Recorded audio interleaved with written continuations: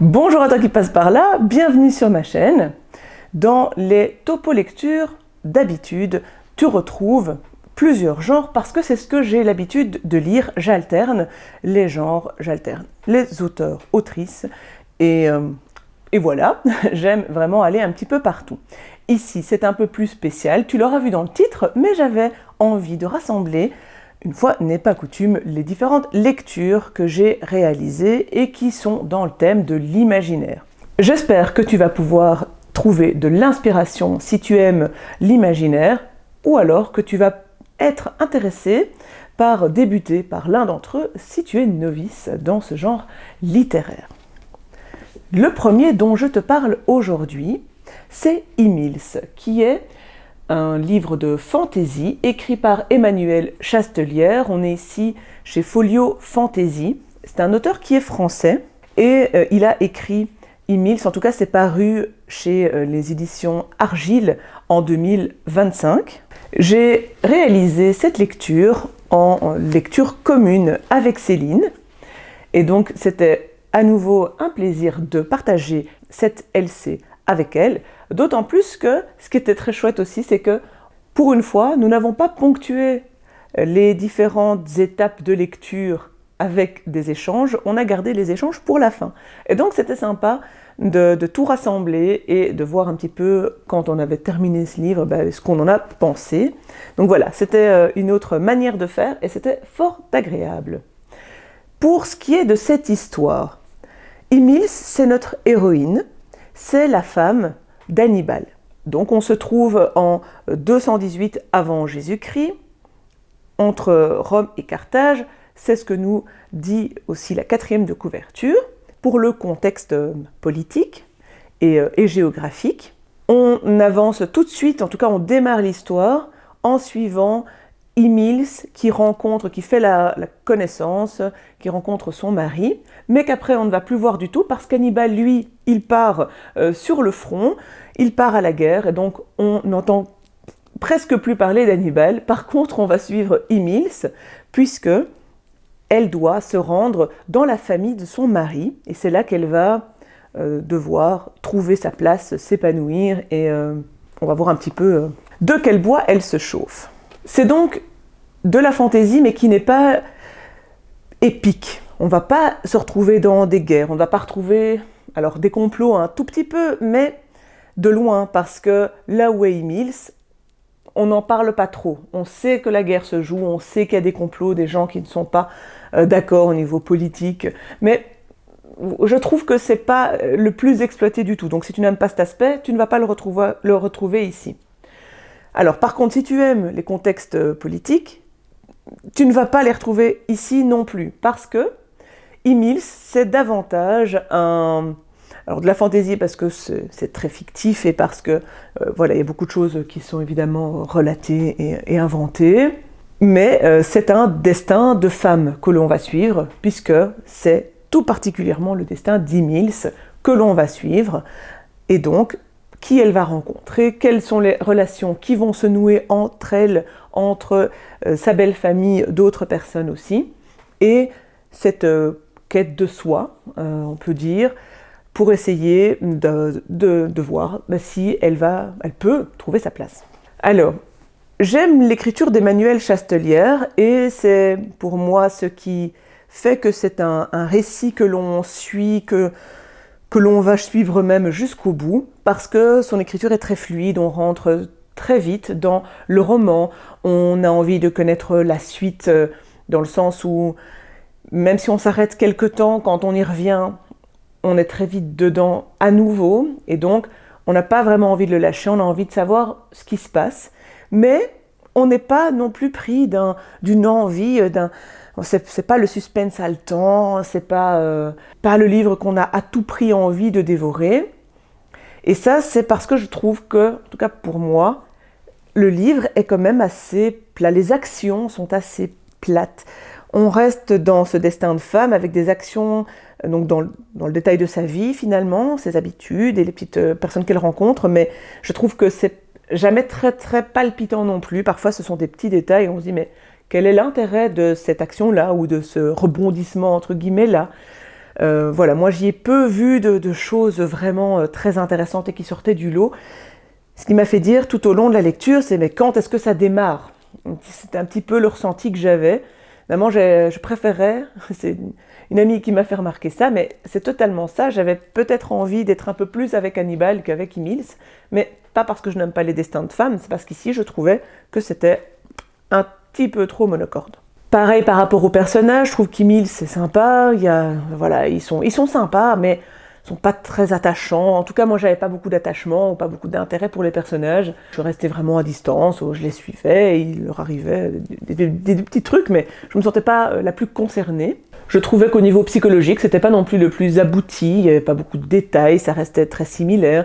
Voilà, c'était pas assez dense à ce niveau-là, on fournit pas beaucoup d'éléments on ne voit pas vraiment l'évolution des personnages. Donc voilà, j'étais un petit peu déçue par rapport à ces points-là, et je pense que c'est à cause de ça que j'ai pas eu beaucoup d'attachement non plus. Alors je dois pas tout le temps avoir de l'attachement, mais en tout cas, ici je trouvais que ça manquait un petit peu. Par contre, j'aimais bien le message, quoique c'est un message clairement féministe dans lequel, je pense, l'auteur veut nous montrer que les femmes ont un rôle à jouer, qu'elles ont une voix à part entière et qu'elles peuvent réaliser des choses intéressantes et prendre le pouvoir. Mais ici, je trouvais qu'il y avait moins cette prise de pouvoir, et surtout, je trouve que, bon, ça évidemment, ça dévoile, c'est un petit peu dû à la fin, mais je trouve que cette quête de soi ou cette émancipation, finalement, n'a pas été bien réalisée. Comme je ne peux pas donner l'information, tu ne peux pas vraiment comprendre, mais je trouve que la résolution ou le dénouement nous fait passer un peu l'héroïne à côté d'une vraie quête de soi ou réappropriation de son destin. Voilà. Bon, ça c'est ce que moi je pense. Tu n'auras peut-être pas la même vision que moi, mais voilà, j'ai trouvé que ça c'était un petit peu dommage, parce que le personnage d'Emils a des envies et des aspirations qui sont quand même un petit peu plus intéressantes que ce qu'on nous montre au final. Je sais pas, l'héroïne n'était pas à la hauteur de ce qu'elle aurait pu être. Bon, voilà. Donc voilà, pour conclure, c'était une bonne lecture. Je peux pas dire que je n'ai pas aimé, c'est pas vrai. Ça se lit bien. Il y a plein d'éléments comme ça qui sont sympathiques, mais je reste quand même avec d'autres éléments qui m'ont manqué et que je peux reprocher à la lecture. Donc voilà pour Emils, qui est un petit peu finalement en demi-teinte. Après la fantaisie, là je te montre un ouvrage de science-fiction avec Le Rivage des femmes, qui a été écrit par Pamela Sargent. Je ne suis pas sûre de la prononciation, puisque c'est une américaine. On est aux éditions Nemos, et c'est traduit de l'américain par Nathalie Gouillet-Gilbert. C'est une publication qui date de 1986 pour une version française dans cette présente édition en 2024. C'est une histoire qui va nous montrer, très rapidement d'ailleurs, deux aspects. On est entre la dystopie et le post-apo. Alors pourquoi un peu entre les deux? On apprend en tant que lecteur qu'il y a eu plusieurs catastrophes, et donc la Terre, à un moment, a dû basculer, changer, et la société ne peut plus se comporter comme elle s'est comportée avant. Alors on n'est pas sur l'environnement ou autre chose, mais cette catastrophe a fait en sorte que beaucoup de personnes sont mortes, et donc le pouvoir finalement a été repris par les femmes. Et donc on suit, et c'est pour ça qu'on va vers la dystopie, une autre société après ce changement de pouvoir, de gouvernement. On n'a pas tous les détails de cet avant. Par contre, dans le présent, on sait qu'il y a deux mondes, deux univers. Le principal qui se trouve protégé dans une enclave, et cette enclave est gouvernée par les femmes. Et on sait qu'à l'extérieur vivent, et donc cette partie est un petit peu plus composée, enfin même exclusivement composée et gouvernée par des hommes. Alors gouverner, bon, voilà, c'est ce qu'ils pensent, parce qu'évidemment, c'est l'enclave qui dirige tout.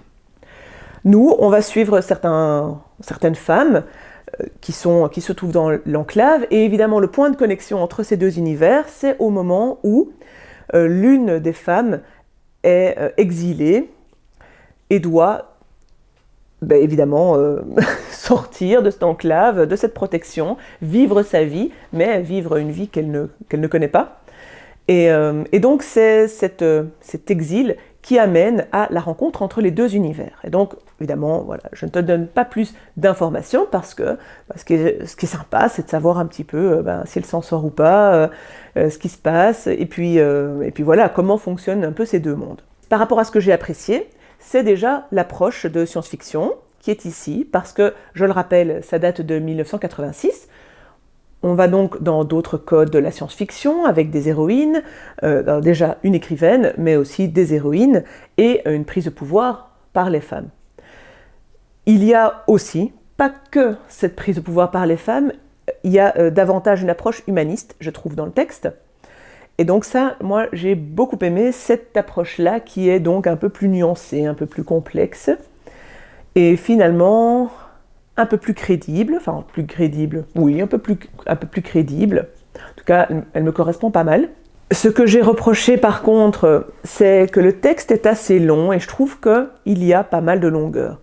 Il y a certains passages qui nous happent et dans lesquels on a envie, on est bien et on avance vraiment très très bien, de manière plaisante dans le récit. Et puis à d'autres moments, ça tarde, ça tire en longueur et on a beaucoup d'actions, beaucoup de détails, mais pour finalement peu d'heures dans le récit, peu de moments, voilà, une petite période, mais un peu trop de détails ou trop d'actions, et je sais pas, on s'ennuie un petit peu parce que c'est vraiment ce ressenti de longueur, je trouve.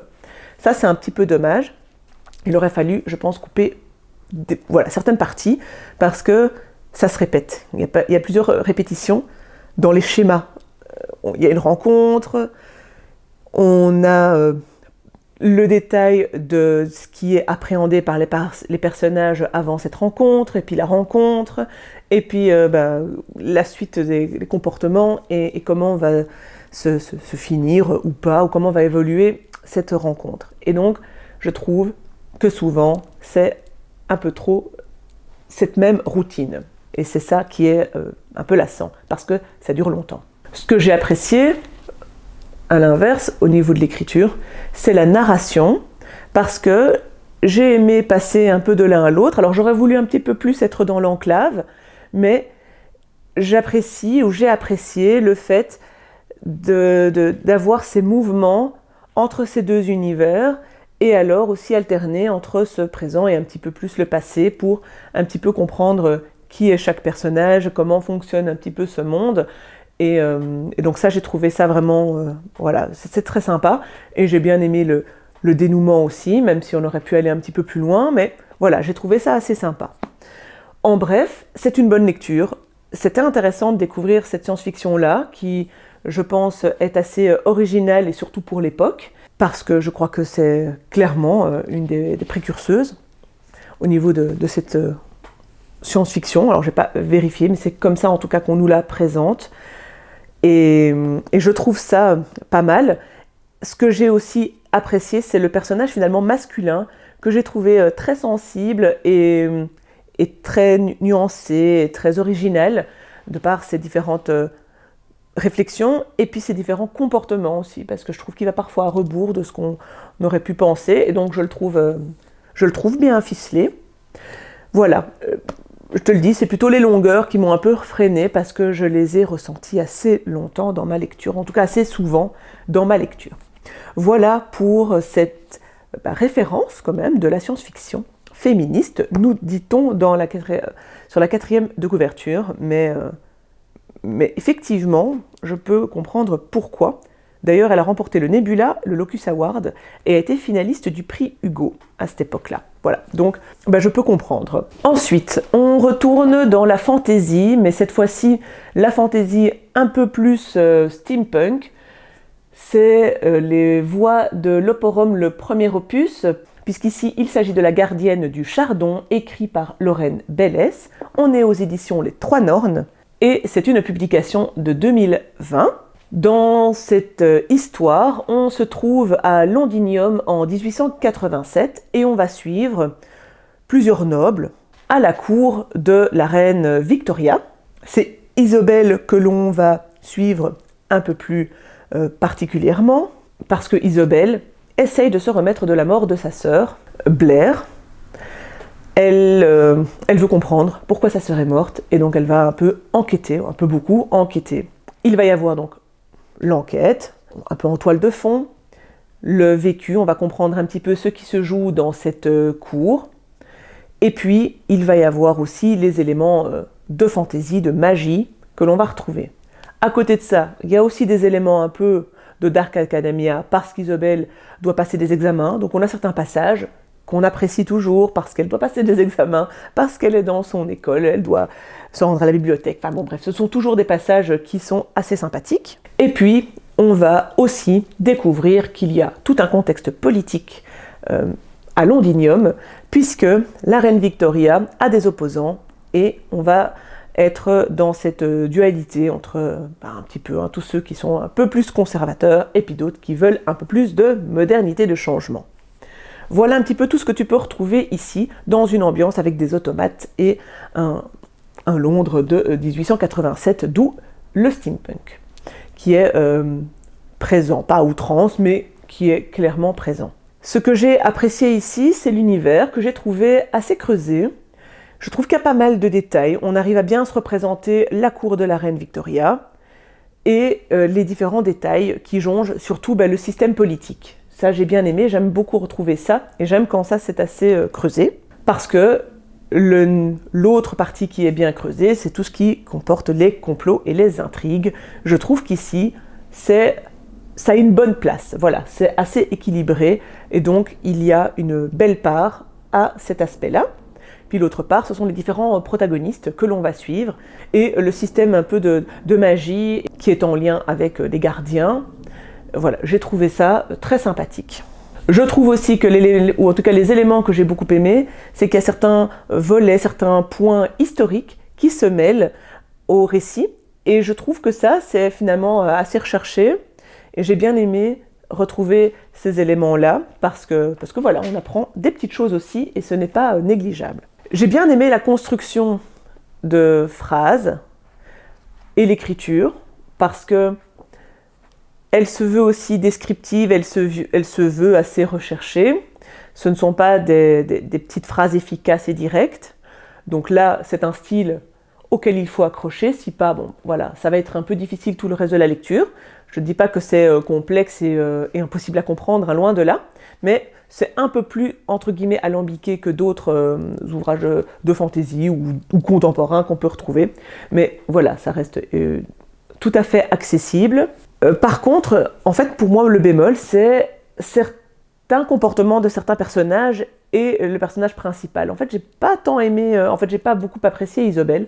J'aime pas trop ce qu'elle fait ou comment elle se comporte, donc j'ai pas eu trop d'attachement par rapport à ce personnage-là.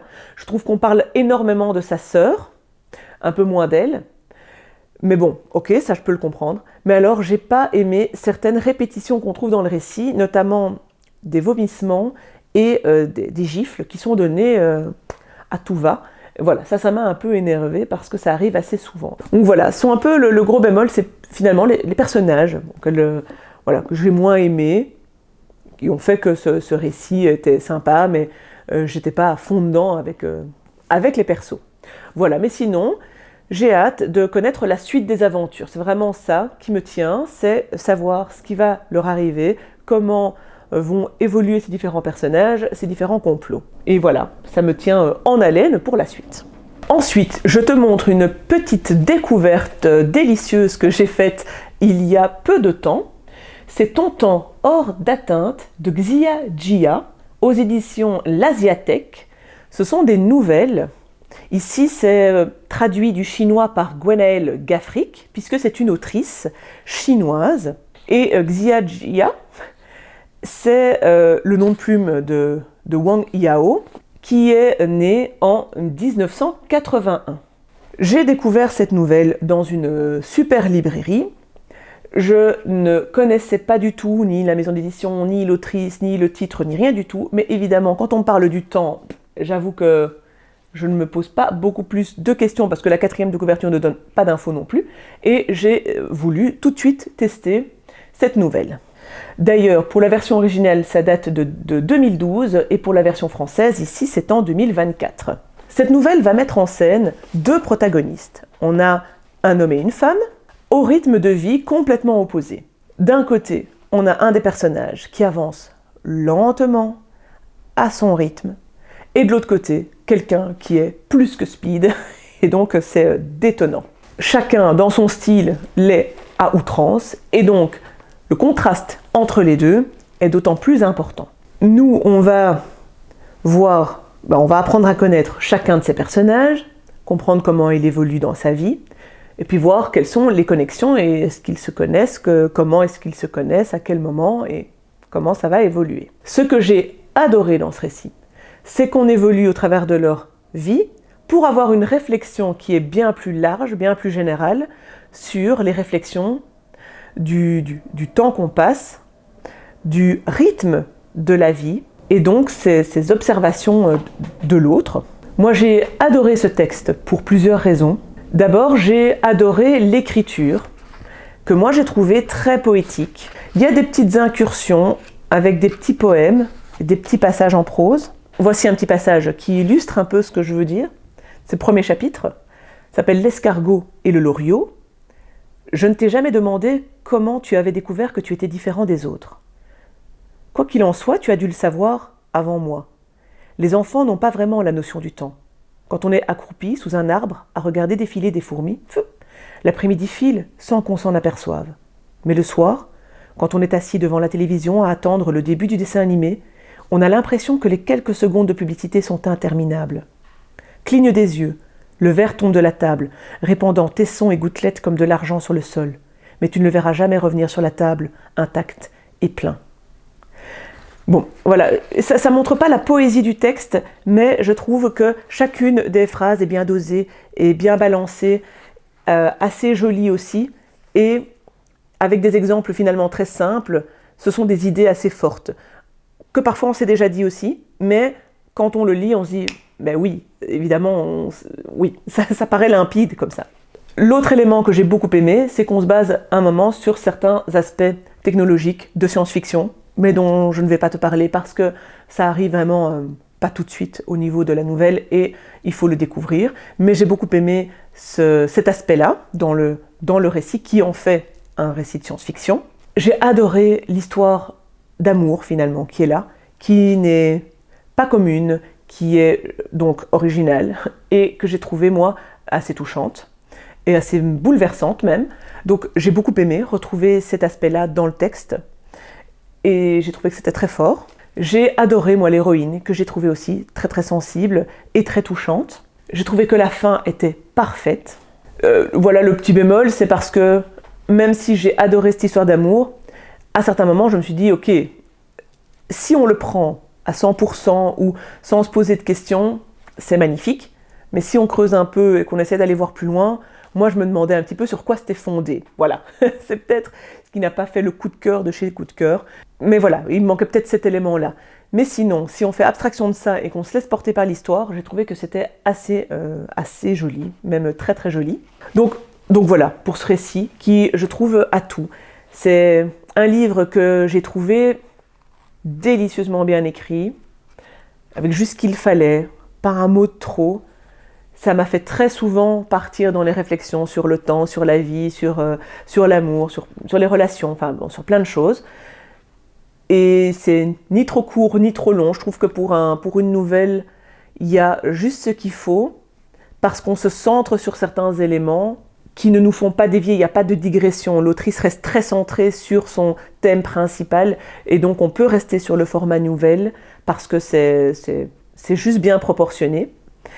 Et moi j'ai beaucoup aimé ces thématiques et comme je disais, ces personnages, en tout cas cette héroïne et l'histoire d'amour qu'il y avait derrière et les réflexions sur le temps. Voilà, je vais arrêter puisque j'ai l'impression là que je me répète, mais tu l'as compris, moi j'ai adoré ce récit. Il m'en reste un à te présenter et on est encore sur la science-fiction et on est encore sur la thématique du temps. Ben oui, c'est un de mes thèmes préférés. C'est donc La mer de la tranquillité que je te présente, d'Emily St. John Mandel. C'est traduit de l'anglais par Gérard de Chergé, aux éditions Rivage, et c'est une autrice qui est canadienne. J'avais déjà lu deux de ces titres, Station Eleven que j'ai vraiment beaucoup aimé, et L'Hôtel de Verre que j'ai un petit peu moins aimé. Ici, je termine ce spécial topo-lecture imaginaire avec une lecture que j'ai beaucoup aimée aussi. C'est une version originale de 2022 et la version française date de 2023. C'est ici une suite de L'Hôtel de Verre, mais c'est pas dérangeant même si on ne l'a pas lu, je trouve, parce que moi j'ai lu L'Hôtel de Verre il y a vraiment très longtemps, j'ai plus les détails en tête, et honnêtement ça ne m'a pas fait défaut. On peut se retrouver, on peut s'y retrouver sans avoir, je trouve, le tome 1 en tête. Maintenant peut-être qu'on peut faire plus de liens, mais sans les avoir faits, en tout cas on peut tout à fait suivre l'histoire et apprécier ce qui est mis en place.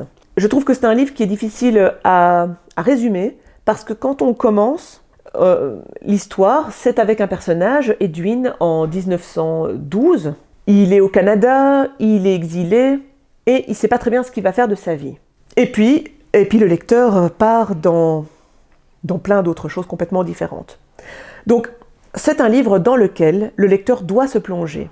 On ne comprend pas tout au départ, on ne sait pas trop où l'autrice va nous mener, mais c'est un livre qui trouve toutes ses réponses au fur et à mesure, qui a un récit et une narration qui est très construite, et on le sent, et toutes les réponses vraiment nous viennent à la fin. On a cette impression au départ que c'est une saga familiale, et puis ça prend une toute autre tournure que j'ai adorée. En fait, je ne m'attendais pas à ça, et j'ai vraiment trouvé ça génial. Donc moi, ce que je conseille vraiment, c'est de se prendre au jeu, et de le lire jusqu'au bout. Ce que j'ai aimé, c'est que c'était une sorte de petit puzzle, avec des petits bribes, des petits morceaux d'histoire qui, à la fin, se mettent tous dans le bon sens. C'est un livre, donc, comme je le disais, sur le temps, et quand on aime cette thématique du temps, on kiffe à fond. C'est une écriture qui est très très fluide, on entre aussi très vite, on fait tourner les pages, c'est vraiment très très agréable. C'est haletant, il y a des bons persos, en tout cas à la lecture, j'ai trouvé que les persos étaient assez forts. Alors là pour le coup j'ai un peu moins de souvenirs, voilà, je trouve que le plaisir de lire était assez intense, mais j'ai beaucoup moins de souvenirs de ce qui se passe et des différents personnages notamment, mais je sais que c'est ce que j'avais noté. Et j'ai particulièrement aimé le scénario de ce livre. Donc ici, voilà, je termine avec, pour moi, un livre qui, sur le temps, est génial et qui, clairement, là, restera dans les références, dans les livres de référence pour qui j'ai apprécié cette thématique ou avec qui j'ai passé un excellent moment sur cette thématique. C'est un plaisir de lire indéniable. Voilà, c'est pas celui qui va être le plus marquant sur les détails, les scénarios, le contenu et les personnages, mais quand on le lit, je trouve que tout est bien proportionné à une bonne place et on profite à fond de sa lecture. Et donc voilà, pour la mer de la tranquillité, qui clôt ce topo-lecture spécial imaginaire. J'espère que tu as aimé te retrouver dans un format un peu plus spécial parce que on est resté dans des genres assez similaires. Ce ne sera pas le cas de la prochaine vidéo, mais ici en tout cas, j'espère que tu as pu en découvrir certains. Je t'attends en commentaire comme d'habitude si tu as l'une ou l'autre suggestion, remarque, commentaire, échange à faire. J'apprécie toujours évidemment ces petits moments après vidéo et d'échange avec toi. N'hésite pas à liker, commenter, booster. Et puis, en attendant la prochaine vidéo, que le plaisir de lire soit avec toi.